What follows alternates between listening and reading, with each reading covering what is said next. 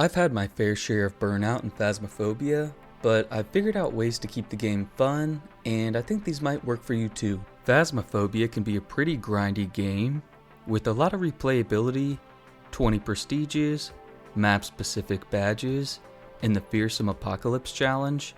This game has a lot of things to work towards, whether you're a completionist, or someone who just enjoys the casual gameplay with your buddies. It can be easy to get burned out. The first thing I highly suggest is try changing your play styles. Are you always the cameraman every game? Try grabbing the thermo and hunt down the ghost room. Do you retreat to the van late into the match? Grab a smudge and test your luck with the ghost.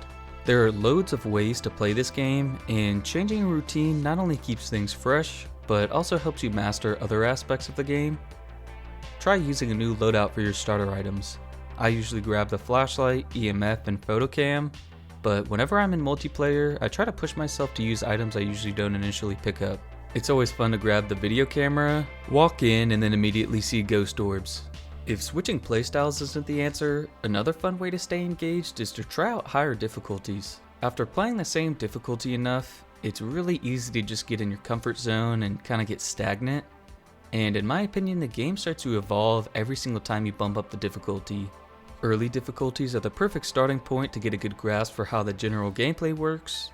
Then modes like Professional start to test your efficiency with finding the ghost room and understanding game mechanics. And the pressure of time management starts to come up. And then when you start hiding evidence, it really pushes you to try to understand ghost behavior and abilities on top of everything else.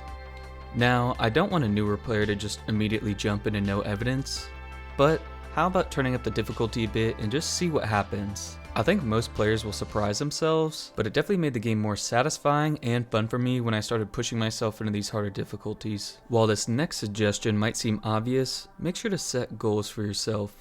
It's hard to be motivated to play a game if you're going in with no goals in mind. With the addition of map-specific badges for the campsites, Sunny Meadows, and Point Hope, you have an excuse to master these maps while also grinding for a unique badge. These badges require you to guess the ghost correctly and survive 50 times. There are also a total of 20 prestiges in the game. Each prestige is 100 levels, every prestige has its own badge, and it's always fun whenever you're close to a prestige to just grind it out to get that new badge. Another great goal I think most players probably have is completing the Gold Apocalypse Challenge. And this is the hardest challenge in the game, having the hardest settings applied, having to complete every objective, capturing a photo of the ghost, and then obviously guessing the ghost correctly. And hey, it's also one of the most satisfying things to pull off in the game. And if you start getting a good feel for ghost behavior and you really know the speeds, then I think you should really try this. I think a lot of it comes down to luck, of where the ghost is, what ghost type it is, and I think most players would also surprise themselves in this challenge. And then you can also set a lot of personal goals for yourself. Getting every achievement in the game, self-imposed challenges, or even trying to solo a large map. There is so much opportunity to set yourself fun goals to keep yourself entertained. My next suggestion is try playing the game with others. And I know not everyone has friends to play this game with, but I have personally met a lot of super nice people from the Phasmophobia Discord, and even occasionally in public lobbies. And I know the public lobbies can be a bit interesting, but finding people you vibe with from the Discord can be a huge plus. Personally, a lot of the fun I get from this game is just getting into shenanigans with your friends, and especially if one of the ghosts is acting super weird or something super funny happens, it's nice to just share those experiences with others. And this game is super popular, so you might be surprised at how many people really do play this game, whether or not you meet them in a Discord or met them on another game. I'm sure that you can find some other people to play this game with. And finally, take breaks when you don't feel like playing. If you really don't feel like playing, forcing yourself is only going to make it worse. And I've had this game for a few years now, and I've played on and off quite a bit. I've had the most fun on Phasmophobia this year by playing with new people, as it makes each game feel unique. And I feel like I've met so many people with different personalities that just make experiences that much better. Forcing yourself to play is really just going to kill off any enjoyment you have for the game, so if you don't feel like playing, don't.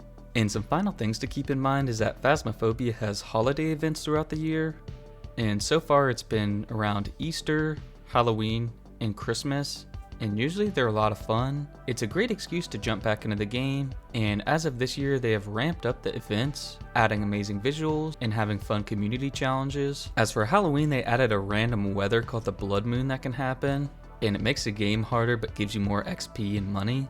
And the visuals and attention to detail for the decorated maps were insane. Usually these events have unique curveballs, and it makes the maps feel entirely different, all while enjoying the spirit of the holiday. Also, another thing to look forward to is updates. They do have a Trello board where you can see what they're working on. And Trello is just a project management board, and you can see the different stages where things are at, and so you kind of have a general idea for when something is close to coming out. So if you really don't feel like playing, wait for the next big update, wait for the next holiday event, and I'm sure when you jump back in, you're gonna have a lot of fun. So there's my tips on how to avoid burnout and keep this game feeling refreshing. Again, I think personally, what's made the biggest difference for me is finding new people to play with, but I know everyone varies, and hopefully one of these suggestions help. And if you have any other tips for players to avoid burnout, make sure to leave a comment, and thank you guys so much for watching.